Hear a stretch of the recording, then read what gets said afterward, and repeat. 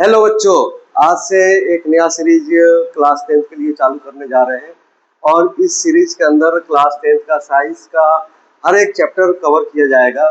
और इस सीरीज का मकसद ये है कि आप लोगों को एक अच्छा नोट्स प्रोवाइड किया जाए और साथ ही साथ आपको बेहतर शिक्षा और बेहतर नॉलेज प्रोवाइड की जाए।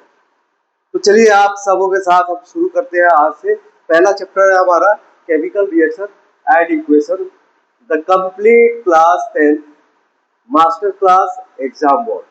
अच्छा, इसमें इंक्लूडेड कंप्लीट एनसीईआरटी थ्योरी है, 29 शॉर्ट बोर्ड क्वेश्चंस है और बैलेंसिंग शॉर्टकट भी आपको प्रोवाइड किया जा रहा है। चलिए स्टार्ट करते हैं। सबसे पहले हम ये समझते हैं कि what is a chemical reaction. Chemical reaction आखिर होता क्या है? तो हम अपने लाइफ में डे टू डे लाइफ में देखते हैं, बहुत सारे प्रोसेसेस देखते हैं, जैसे कि डाइजेशन ऑफ फूड होना। फूड हमारे अंदर जो डाइजेस्ट होती है वो क्यों होती है? वो एक केमिकल प्रोसेस है। केमिकल प्रोसेस के थ्रू होती है। आपकी मम्मी किचन के अंदर जब चाय बनाती है तो चाय में भी आपने देखा होगा कि वो भी एक केमिकल प्रोसेस होता है। तो chemical process where a new substance with new properties are formed from one or more substances। तो एक ऐसा प्रोसेस है जिसमें अलग अलग सब्सटेंसेस से एक नया प्रोडक्ट हमें मिलता है, एक नया सब्सटेंस बनता है या उससे ज्यादा सब्सटेंस बन सकते हैं। उसको हम बोलते हैं केमिकल रिएक्शन बोलते हैं। रिएक्शन द स्टार्टिंग सब्सटेंसेस क्या होते हैं? इसको हम बोलते हैं रिएक्टेंट। रिएक्टेंट वो सब्सटेंस है जिसके जरिए हम क्या करते हैं, अपना केमिकल रिएक्शन स्टार्ट करवाते हैं। सेकेंड, इसके बाद से हमारा जो रिजल्ट मिलता है वो रिजल्ट मिलता है प्रोडक्ट, और ये न्यूली फॉर्म सब्सटेंस होता है। अब देखिए यहाँ पे हमारा फूड का डाइजेशन हो रहा है, ये भी केमिकल रिएक्शन की वजह से होता है। यहाँ पर रस्टिंग है, लोहे के ऊपर जंग लग जाना, ये भी केमिकल प्रोसेस है। और यहाँ आपका रिस्पाइरेशन हो रहा है, ये भी एक आपका केमिकल प्रोसेस है। और यहाँ पे बर्निंग ऑफ मैग्नीशियम को जब जलाते हैं तो वो भी हमारा केमिकल प्रोसेस के अंदर आता है, केमिकल रिएक्शन है वो। कर्डिंग ऑफ मिल्क, मिल्क यानी कि दूध से दही बनना भी केमिकल रिएक्शन है। अच्छा, केमिकल रिएक्शन में क्या होते हैं? चार साइंस आपको मिलेंगे, है ना। चार साइन क्या हो सकते हैं? हम कैसे बता सकते हैं कि कोई रिएक्शन हुआ है और हुआ है तो उसके साइंस क्या है, उसके कैरेक्टरिस्टिक्स क्या है? तो हम देखते हैं कि सबसे पहले हमारा आता है चेंज इन स्टेट। स्टेट में चेंज हो जाना। यहाँ पे आपका एक आइस रखा हुआ है, यह आइस धीरे धीरे पिघल करके वाटर में बन जाता है और वेपर में तब्दील हो जाता है। यहाँ पे चेंज इन स्टेट हो रहा है, यानी कि स्टेट चेंज होना है। स्टेट चेंज होने का मतलब होता है कि कोई चीज सॉलिड है, सॉलिड से लिक्विड हो जाए, सॉलिड टू लिक्विड में कन्वर्ट हो जाए। तो ये चेंज ऑफ लिक्विड में कन्वर्ट हो जाए, तो इसको हम क्या बोलेंगे? Change in process. या लिक्विड से वेपर में तब्दील हो जाए, उसको भी हम चेंज इन स्टेट बोलते हैं। कलर चेंज हो जाना, ये बेसिकली आपने देखा होगा कि कलर चेंज हो जाना। कलर चेंज होने का मतलब है कि मान लो कि आपकी मम्मी चाय बना रही है किचन के अंदर, तो चाय का क्या होता है? कलर चेंज हो जाता है। पानी का कलर चेंज हो गया, टेस्ट भी चेंज हो जाता है। चेंज इन टेम्परेचर, टेम्परेचर भी चेंज होता है यहाँ पे। और फोर्थ होता है इवोल्यूशन ऑफ गैस। बहुत सारे केमिकल रिएक्शन के अंदर गैसेज हमारा वहां पे रिलीज होते हैं। नेक्स्ट स्लाइड पे आते हैं। अब देखिए, speaking the language of chemistry. Chemistry को पढ़ने के लिए हमें उसकी एक स्पेशल लैंग्वेज, यानी कि स्पेशल लैंग्वेज के बारे में जानकारी होनी चाहिए कि जो सब्सटेंसेस हमारे पास है उन सब्सटेंसेस को किस तरीके से लिखें। जैसे कि अगर मैं बोलूं कि हमने हाइड्रोजन, हाइड्रोजन को लिखा hydrogen plus oxygen gives water, तो ये तो एक बहुत छोटा सा रिएक्शन है, बहुत छोटा सा है। लेकिन अगर बहुत बड़ा सा रिएक्शन लिखना हो तो हमें क्या करना होगा? हमें उसको उसका सैंपल इस्तेमाल करना होगा, यानी कि हमारा जो सब्सटेंसेज है उसके सैंपल असाइन किए गए हैं। वो सैंपल क्या हो सकते हैं? जैसे कि जिंक है, सल्फ्यूरिक एसिड है। ये लेफ्ट हैंड साइड में रिएक्टेंट हम लिखते हैं और राइट हैंड साइड में इसका प्रोडक्ट बनता है। तो सल्फ्यूरिक जिंक का हमारा जो सैंपल होता है वो Zn होता है, और सल्फ्यूरिक एसिड को हम लिखते हैं H2SO4, और ये इसका मतलब होता है Gibbs, ZnSO4। Zinc sulphate plus hydrogen gas यहाँ पे निकल रही है। तो लेफ्ट हैंड साइड में हम रिएक्टेंट को लिखते हैं और ये रिएक्ट होने के बाद से हमारा प्रोडक्ट दे रहा है जो कि राइट हैंड साइड में लिखा गया है। अब यहाँ पे आपको एक चीज याद रखना है, गोल्डन रूल जिसको कहा जाता है कि गोल्डन रूल क्या है, law of conservation of mass. यानी कि इसका मतलब यह है, law of conservation of mass का मतलब कि मास को नीदर बी क्रिएटेड और मास नॉर बी डिस्ट्रॉयड। ना ही मास को हम बना सकते हैं, ना ही मास को हम खत्म कर सकते हैं। बस क्या चेंज होता है, उसके फॉर्म चेंज होते हैं। तो यहाँ पे ये लिखा हुआ है कि matter can neither be created nor be destroyed in a chemical reaction. किसी भी केमिकल रिएक्शन के अंदर मैटर को हम ना बना सकते हैं, ना ही पूरी तरीके से डिस्ट्रॉय कर सकते हैं। बस चेंज होता है, उसका फॉर्म चेंज होता है। जैसे कि यहाँ पे देखो जिंक है H2SO4 है, तो इस केस में क्या हो रहा है, जिंक के साथ SO4 यानी कि जिंक सल्फेट बन रहा है और H2 जो है वो गैस के फॉर्म में यहाँ पे निकल रहा है। लेकिन जब इसको हम दोनों साइड के मासेस को हम ले अगर इसको हम कंसीडर नहीं करते हैं तो हमें लगेगा कि ये कम निकला है, ये मात्रा इसकी कम है, मास कम है। लेकिन एग्जैक्टली ऐसा नहीं है, क्योंकि यहाँ पे आपके गैस भी यहाँ से रिलीज हुआ है। अगर इस गैस को भी लेकर के करें मास ले तो दोनों का क्वांटिटी क्या होगा, दोनों का मास बराबर होगा। एटम ऑफ रिएक्टेंट इक्वल होता है एटम्स ऑफ प्रोडक्ट। इस पिक्चर से आप समझ पा रहे होंगे। अब यहाँ पे देखिए टॉपर्स टिप्स, यहाँ पे necessary condition temperature pressure catalyst always sit on the arrow between the reactant and the product. यानी कि अगर हमें टेम्परेचर को दिखाना है तो टेम्परेचर को हम कहाँ पे दिखाएंगे, यहाँ पे दिखाएंगे। कैटलिस्ट को दिखाना है तो हम कहाँ दिखाएंगे, इसी एरो पे दिखाएंगे। अगर हमें दिखाना है किसको, प्रेशर को दिखाना है तो प्रेशर को भी हम इसी एरो के ऊपर दिखाते हैं। आइए देखते हैं नेक्स्ट स्लाइड में। अब देखिए बहुत ही इंपॉर्टेंट कॉन्सेप्ट है कि हमें इक्वेशन को बैलेंस करना होता है। अभी ये हमारे पास इक्वेशन है, तो इसमें एक तरीका होता है heat and trial method. Heat and trial method क्या है, तो चलिए समझते हैं। तो हमारे पास एक इक्वेशन है, फेरस है, वाटर है और ये Fe3O4 मिलता है और यहाँ पे हाइड्रोजन गैस निकल रहा है। तो सबसे पहला स्टेप हमारा क्या होता है कि हम क्या करेंगे, इस Fe को H2O को और Fe3O4 को स्क्वायर ब्रैकेट में लिख लेते हैं। यानी कि स्क्वायर ब्रैकेट में लिखने का मतलब क्या होता है कि इस स्क्वायर ब्रैकेट के अंदर हम कोई चेंज नहीं करेंगे बैलेंसिंग करते वक्त हीट ट्रायल में।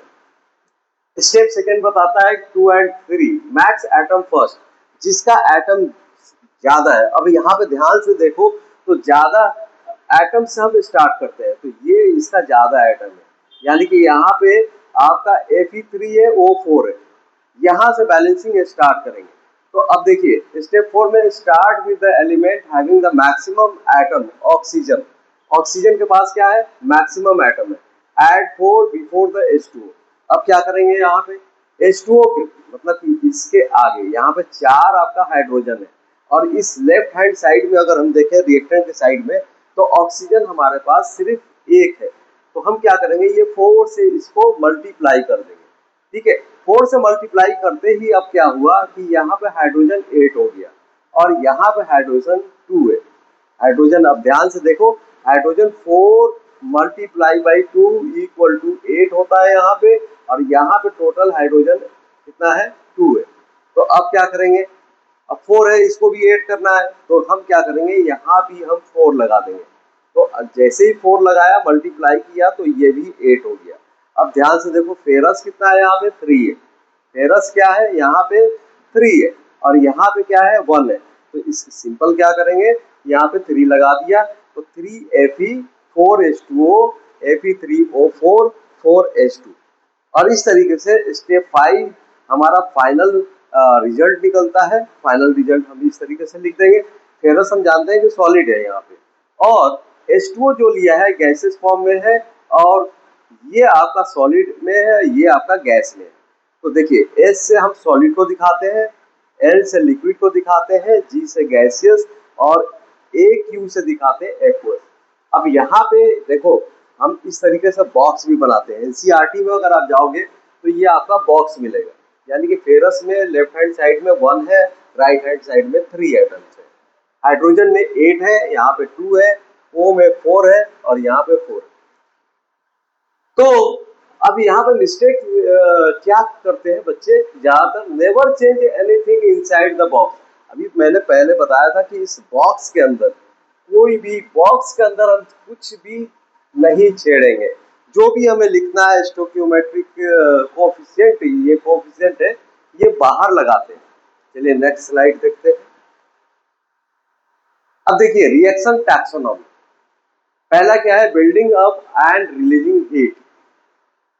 तो बिल्डिंग पहला हमारा, देखो असल में क्या है कि ये हम अब देखने जा रहे हैं रिएक्शन टाइप्स। ये रिएक्शन कितने टाइप्स को होते हैं इसको हम देखेंगे। तो पहला जो हमारा टाइप है इसको बोलते हैं कॉम्बिनेशन रिएक्शन।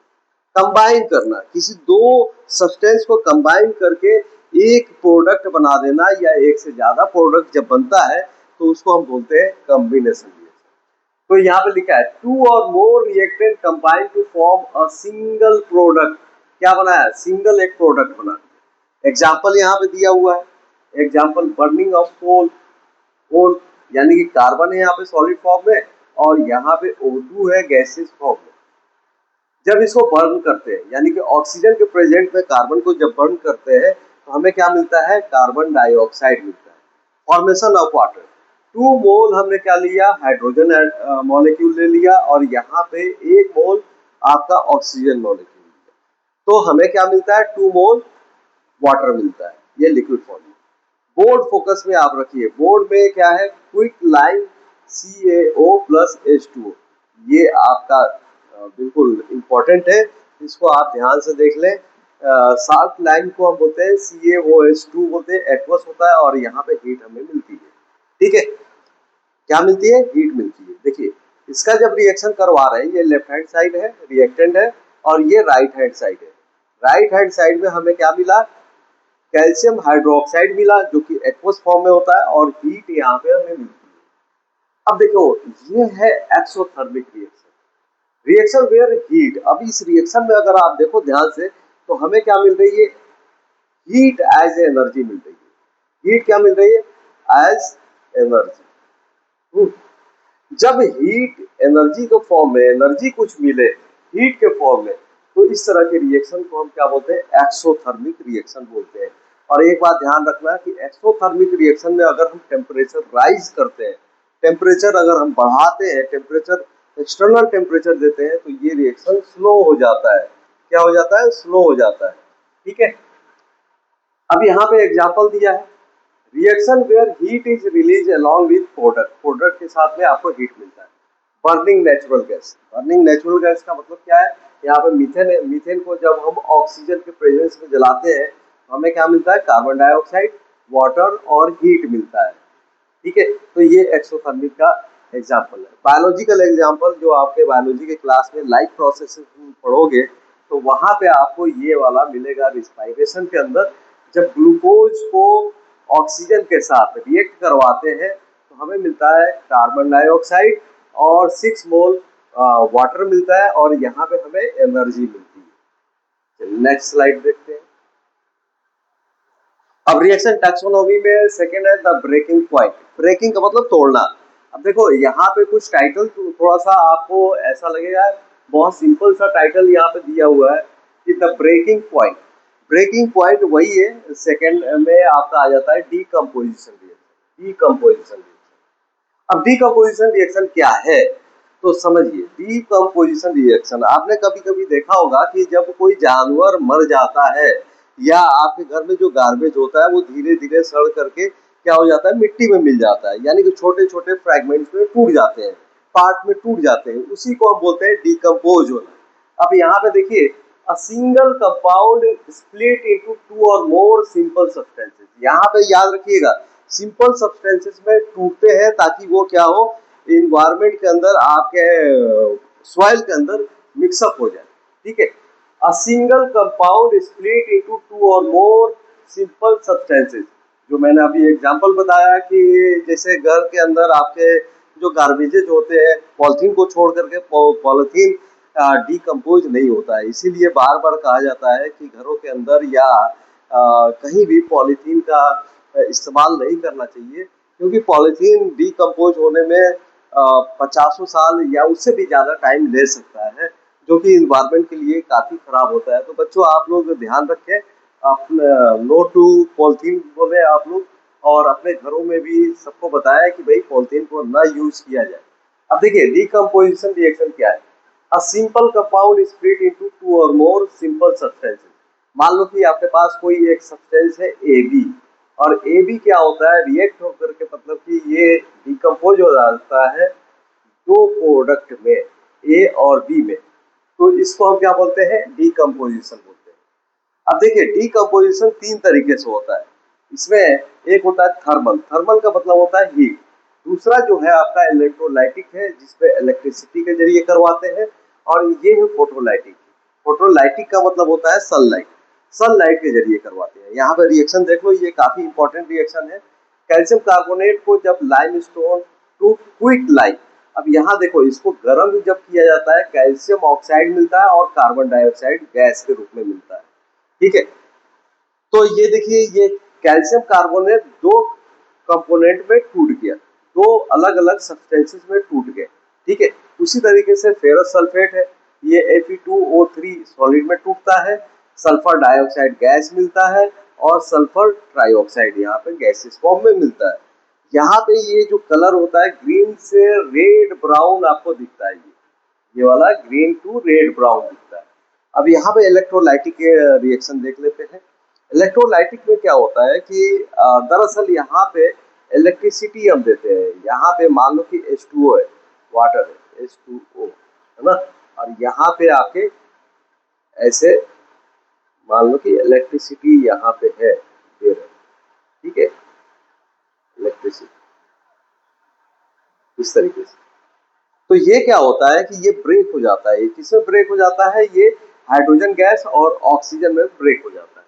फोटोलाइटिक में जैसे कि सिल्वर क्लोराइड, सिल्वर क्लोराइड को पहले यूज किया जाता है था, खासतौर से जो ब्लैक एंड व्हाइट जो फोटो खींचा जाता था फिल्म के जरिए, उसमें सिल्वर क्लोराइड ही होता था। और जब लाइट पड़ती थी तो लाइट पड़ने के बाद से क्या हो जाता है, सिल्वर और क्लोराइड गैस के फॉर्म में हो जाता था। Use in black and white photography में काफी यूज किया जाता था। इसको आप ध्यान रखें, कई बार पूछ लिया जाता है ऑब्जेक्टिव क्वेश्चन। अब इलेक्ट्रोलाइसिस ऑफ वाटर का यहाँ पे डिटेल में आपको दिया हुआ है। इलेक्ट्रोलाइसिस क्या होता है, देखिए अब ये आपका वाटर है, अब इसको 6 वोल्ट बैटरी से हमने जोड़ दिया, 6 वोल्ट बैटरी से जोड़ दिया। ये कैथोड है, ये क्या है, कैथोड है, कलेक्ट हाइड्रोजन गैस। कैथोड जो होता है नेगेटिव पोल होता है, नेगेटिव पोल किसको आपको कलेक्ट कर रहा है, तो हाइड्रोजन गैस को कर रहा है। और ये आपका पॉजिटिव है, ये पॉजिटिव है जिसको हम बोलते हैं एनोड। ये यहाँ पे इकट्ठा होता है आपका ऑक्सीजन गैस। वाटर है, यहाँ पर रबर स्ट्रैप लगा दिया गया है और जग में पानी रखा हुआ है। ठीक है, तो ये आपका याद रखने वाली बात इसमें यह है, कैथोड नेगेटिव होता है जिसपे हाइड्रोजन गैस यहाँ पे निकलता है यहाँ से, और यहाँ जो आपका एनोड होता है ये पॉजिटिव होता है, वहां पे ऑक्सीजन गैस निकलता है। अब यहाँ पे notice the water level, the empty space for the hydrogen is exactly double the space of the hydrogen. अब देखो ये जो खाली वाला पार्ट है, यानी कि यहाँ पे क्या दिखा रहा है, ये जो खाली पार्ट है ये हाइड्रोजन का दिखा रहा है। हाइड्रोजन यानी कि ऑक्सीजन से डबल मात्रा में निकल रहा है। ठीक है, यहाँ पे H2 ऐड कैथोड, देखो यहाँ टिप से टिप को याद रखो, ऑक्सीजन कहाँ पे होता है, एनोड पे होता है। एनोड क्या है आपका, पॉजिटिव है, और कैथोड क्या है, नेगेटिव है, नेगेटिव, और ये आपका पॉजिटिव है। ठीक है, अब ये भी याद रखें बोर्ड फोकस के लिए, water is H2O, it contain 2 parts hydrogen for every 1 part of oxygen volume. और यहाँ पे रखिए pure water is a poor conductor होता है। आप ध्यान रखेंगे कि प्योर वाटर जो होता है वो पुअर कंडक्टर ऑफ इलेक्ट्रिसिटी होता है। A few drop of acid make it conduct electricity. Acid डाल दें या उसके अंदर सोडियम वगैरह भी डाल दें, नमक भी डाल दें, तब भी इसमें इलेक्ट्रिसिटी कंडक्ट होना चालू हो जाती है। Next slide. Reaction, third reaction है आपका, third reaction the great element swap. इसका टॉपिक यहाँ पे दिया है, जिसको बोलते हैं स्वैप। का मतलब आप समझ रहे होंगे कि हम स्वैप कर रहे हैं, यानी कि एक जगह से दूसरी जगह जगह प्लेस चेंज कर रहे हैं, तो इसको हम बोलते हैं डिस्प्लेसमेंट रिएक्शन बोलते हैं। अ मोर रिएक्टिव एलिमेंट, अब मोर रिएक्टिव का मतलब क्या है, अगर आप जाओगे एनसीईआरटी के बुक में तो एक रिएक्टिविटी सीरीज आपको मिलेगी कि उसमें कौन सा एलिमेंट ज्यादा रिएक्टिव है। जैसे कि अगर मैं बोलूँ कि पोटेशियम, सोडियम, ये क्या है, ज्यादा रिएक्टिव होते हैं, ठीक है। तो a more reactive element displace a less reactive element from its salt solution से क्या करता है, डिस्प्लेस कर देता है। अब यहाँ पे एग्जांपल देखो, यहाँ पे एक सिंपल ये बनाया गया है diagram, A plus B C, A plus B C. अब यहाँ पे ए क्या है, जिंक है, बी सी क्या है, कॉपर सल्फेट है। अब यहाँ पे कॉपर को रिप्लेस कर रहा है, कौन कर रहा है, जिंक कर रहा है। तो यहाँ पे क्या बना, जिंक सल्फेट बना और कॉपर आपका बाहर आ गया। तो जिंक किक आउट कॉपर, यानी जिंक ज्यादा रिएक्टिव होगा, इसलिए कॉपर को क्या किया, हटा दिया। Zinc is higher on the reactivity series. आप लोग एनसीईआरटी में जरूर देखें रिएक्टिविटी सीरीज, रिएक्टिविटी सीरीज को जरूर देखें। अब इसी में डबल डिस्प्लेसमेंट, अभी इसमें क्या था कि एक ही एलिमेंट क्या कर रहा है, रिप्लेस कर रहा है दूसरे एलिमेंट को, यानी कि यहाँ पे जिंक ने रिप्लेस किया किसको, कॉपर को रिप्लेस किया। लेकिन डबल का मतलब क्या होता है, दोनों दोनों रिप्लेस करते हैं। यहाँ पे डबल डिस्प्लेसमेंट रिएक्शन है, म्यूचुअल एक्सचेंज होता है, किसका, आयन का होता है, एक्सचेंज होता है, मतलब कि एक दूसरे से एक्सचेंज करते हैं, mutual exchange of ion between two compound. यहाँ पे देखो आपका ए बी है, कोई कंपाउंड है, यहाँ पे सी डी है। तो ए बी ने क्या किया, ए ने बी के साथ कंबाइन हुआ और बी ने सी के साथ कॉम्बिनेशन बनाया। अब यहाँ पे देखो Na2SO4 एक्वस है और BaCl2 है, एक्वस है। तो यहाँ पे Na2 ने Ba के साथ रिप्लेस किया, तो BaSO4 हो गया यहाँ पे और 2NaCl बना। The preparation, the BaSO4 form is an insoluble white precipitate। Precipitate का मतलब ये होता है कि कुछ क्रिस्टल फॉर्म में चीजें नीचे बैठने लगती हैं, उसी को हम व्हाइट प्रेसिपिटेट बोलते हैं। येलो भी होता है, कई कलर के होते हैं, ठीक है। Any reaction producing a precipitate is also called precipitation reaction, ये जरूरी याद रखें। Next, the ion nail experiment.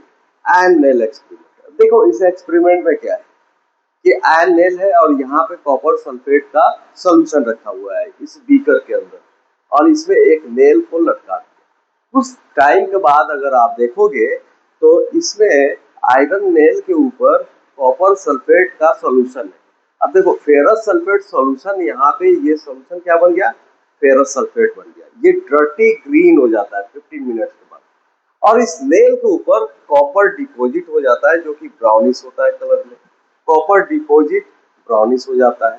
तो ये बहुत इंपॉर्टेंट है, इसको आप जरूर याद रखें, important for exam properties. Exam question almost always ask for the exact colour change के बारे में पूछता है। तो देखिए सोल्यूशन क्या है, ब्लू होता है। कॉपर सल्फेट कैसा होता है, देखो कलर आप ब्लू कलर का है। अच्छा जी, तो ब्लू से किस में कन्वर्ट होता है, ये डर्टी ग्रीन फेरस सल्फेट में कन्वर्ट हो जाता है। और ये क्या है, नेल सिल्वर और ग्रे होता है जो कि ब्राउनिश डिपॉजिट हो जाता है, कॉपर उस पर आकर के डिपॉजिट हो जाता है। आइए नेक्स्ट देखते हैं, ऑक्सीडेशन, रिडक्शन एंड रेडॉक्स। अच्छा, ऑक्सीडेशन का मतलब क्या होता है, ऑक्सीजन का ऐड होना। रिडक्शन का मतलब क्या होता है, ऑक्सीजन का हटना। ऑक्सीडेशन का मतलब क्या होता है, हाइड्रोजन का हटना, है ना। रिडक्शन का मतलब क्या होता है, रिडक्शन का मतलब क्या होता है, अब देखो यहां से अगर हाइड्रोजन हट रहा है, हाइड्रोजन हट रहा है तो क्या होगा, ऑक्सीडेशन होगा।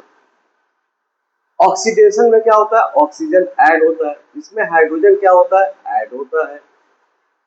और ऑक्सीजन क्या होता है, इस यहाँ से हाइड्रोजन इसमें ऐड होता है, ऑक्सीजन यहाँ से निकलता है। अगर किसी रिएक्शन के अंदर ये दोनों चीजें एक साथ हो रही है तो उनको हम बोलते हैं रेडॉक्स रिएक्शन। अब यहाँ पे जरा ध्यान से देखिए, यहाँ पे लिखा है एडिशन ऑक्सीडेशन, क्या एडिशन ऑफ ऑक्सीजन और रिमूवल ऑफ हाइड्रोजन। इस रिएक्शन में देखिए कॉपर के साथ ऑक्सीजन क्या हो रहा है, ऐड हो रहा है, तो ये क्या है, ऑक्सीडेशन रिएक्शन। इसमें क्या होता है, रिडक्शन में एडिशन ऑफ हाइड्रोजन और रिमूवल ऑफ ऑक्सीजन। अब यहाँ पे देखो रेडॉक्स रिएक्शन का दिया हुआ है, यहाँ पे कॉपर ऑक्साइड है, यहाँ पे हाइड्रोजन आपका ऐड हो रहा है, तो कॉपर इसके साथ हम रिएक्शन करवा रहे हैं, तो कॉपर क्या हुआ, कॉपर से ऑक्सीजन निकल गया और यहाँ पे हाइड्रोजन के साथ ऑक्सीजन ऐड हो गया, तो गेन ऑफ ऑक्सीजन किसमें हुआ, हाइड्रोजन के पास, तो इसको हम क्या बोलेंगे, ऑक्सीडेशन हो रहा है हाइड्रोजन का। और यहाँ पे क्या हो रहा है, कॉपर का लॉस ऑफ ऑक्सीजन हो रहा है, तो इसका क्या हो रहा है, रिडक्शन हो रहा है। बॉटम नोट, नोट देखिए, since the oxidation and reduction take place together simultaneously, this is termed as the redox reaction। अगर दोनों रिएक्शन एक साथ हो रहा है तो हम सिंपल उसको क्या बोलेंगे, रेडॉक्स रिएक्शन। आइए नेक्स्ट देखते हैं, द साइलेंट डिस्ट्रॉयर, यानी कि धीरे धीरे बर्बाद करने वाला कोई ऐसा चीज। Effect of oxidation in daily life, सबसे इंपॉर्टेंट यहाँ पे एक चीज आ गया, कोरोजन के बारे में आप लोगों ने सुना होगा, आप लोगों ने देखा भी होगा कि लोहे को अगर हम बाहर ऐसे ही छोड़ दें, फेरस को, आयरन को, जो सब्सटेंसेज है, गेट है, कुछ दिनों के बाद से उसमें रेडिश कलर का, डार्क रेडिश कलर का कुछ सब्सटेंसेज उस पर आ जाते हैं, उसको हम बोलते हैं कोरोजन होना, जिसके वजह से उसकी स्ट्रेंथ भी कम हो जाती है लोहे की। तो gradual weakening of the metal due to exposure to moisture, air और एसिड, ये तीनों के वजह से होता है। क्लासिकल एग्जांपल क्या है, रस्टिंग ऑफ आयरन। आपके जो सिल्वर होता है, चांदी, चांदी के ऊपर क्या है, ब्लैक कलर का कोटिंग आ जाता है, ग्रीन कोटिंग आ जाता है कॉपर के बर्तनों के ऊपर, कॉपर के ऊपर आ जाता है। प्रिवेंशन इसका क्या है, गैल्वेनाइजेशन है, इलेक्ट्रोप्लेटिंग होता है, पेंटिंग कर दिया, ग्रीसिंग कर दिया, इससे क्या हो जाता है कि इसके रस्टिंग का जो प्रोसेस है उसको स्लो किया जा सकता है। रेंसिडिटी क्या है, ये बेसिकली फूड के अंदर होता है। Oxidation of fat and oil in the food when exposed to air, जब एयर से एक्सपोज होता है, क्या कोई फैट है या ऑयल है, leading to bad smell and taste. अच्छा, इसीलिए बोला जाता है कि समोसे के जो ठेले पे समोसे बेच रहे हैं या जो अनहाइजेनिक बेच रहे हैं, बार बार एक ही तेल को इस्तेमाल कर रहे हैं, तो वो क्या, उसके अंदर रेंसिडिटी हो जाती है, इससे फूड पॉइजनिंग भी हो जाती है। ठीक है, इससे बचने का तरीका क्या है, प्रिवेंशन से एडिंग एंटीऑक्सीडेंट डाला जाता है उसके अंदर, या storing in air tight container के अंदर बंद कर दिया जाए।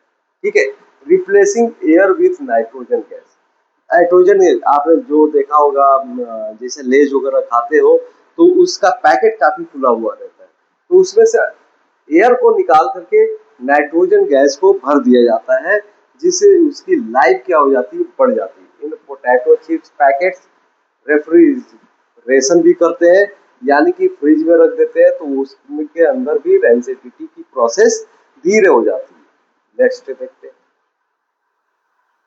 Example, chemical change in daily life. अब देखिए यहाँ पे कुछ इंपॉर्टेंट क्वेश्चन है। क्वेश्चन नंबर 2 हम देखते हैं क्या बोल रहा है, identify the chemical change melting of ice or conversion of milk into curd. तो conversion of milk into curd क्या है, न्यू सब्सटेंस यहाँ पे बन रहा है, तो इसके अंदर क्या हुआ, मेल्टिंग ऑफ आइस में क्या हो रहा है, आइस से क्या वाटर बन रहा है ना। लेकिन यहाँ पे क्या बोल रहा है, आइडेंटिफाई केमिकल चेंज, तो केमिकल चेंज किसके अंदर आ रहा है, मिल्क से कर्ड बनना केमिकल चेंज है, लेकिन अगर कोई आइस मेल्ट हो रहा है तो वो फिजिकल चेंज होता है। क्वेश्चन नंबर यहाँ पे देखिए, क्वेश्चन नंबर 9 देखिए आप, what happen when the milk is left open at room temperature during summer. Summer के अंदर यानी गर्मियों के अंदर दूध को अगर हम ओपन टेम्परेचर में रख दें, रूम टेम्परेचर पे, तो क्या होता है, वहां पे केमिकल चेंज होता है, it undergoes a chemical change fermentation होता है या ऑक्सीडेशन होता है due to bacterial action. Bacteria उसके अंदर एक्शन करता है जिससे फर्मेंटेशन होता है, turning into curd and sour हो जाता है, यानी कि वो खट्टा होने लगता है। आपने कई बार देखा होगा दूध का फट जाना, ये भी एक केमिकल प्रोसेस है। अब देखिए question number 10, what happen when quick lime is added to water.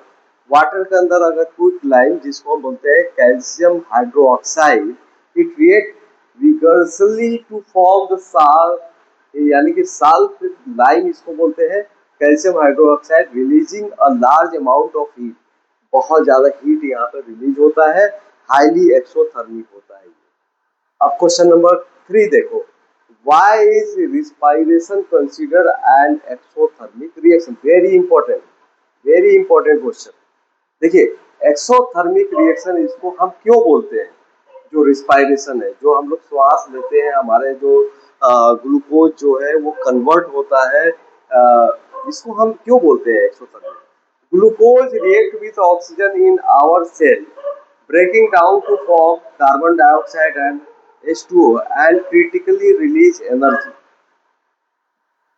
अब देखिए C6H12O6 plus 6O2 6CO2 6H2O और एनर्जी यहाँ पे मिलता है हमें। यानी कि ग्लूकोज जब रिएक्शन करता है किसके साथ? ऑक्सीजन के साथ, जो हम ब्रीदिंग में लेते हैं, तो हमारे फेफड़े से क्या निकलता है? कार्बन डाइऑक्साइड, वाटर निकलता है और साथ ही साथ हमें एनर्जी मिलती है।